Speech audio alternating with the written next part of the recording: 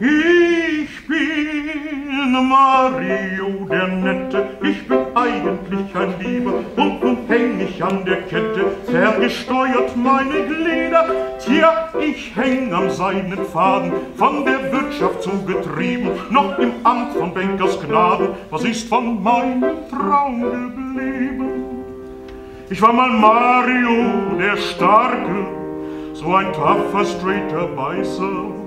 Jetzt bin ich ne Marionette, eine Schleimspur und ein Scheißer.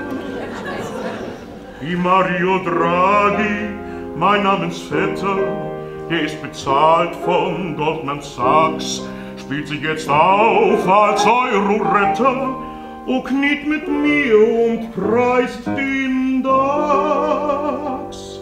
Mensch, ich war Mario auf Draht, jetzt häng ich an diesen Dingen, ich hab gekokst für diesen Staat, doch seit Jahren nichts als Schlingern, nichts als Nicken, nichts als Ducken, fürs Plakat grinse ich smart, darauf werden sie dann spucken und mal mir nen Hitlerbart.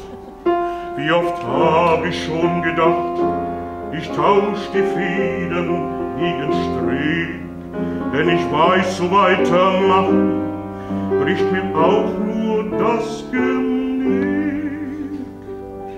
Hing ich doch wenigstens als Spielzeug irgendwo am Kinderbett, die Erwachsenen würden säuseln, das ist Mario, der ist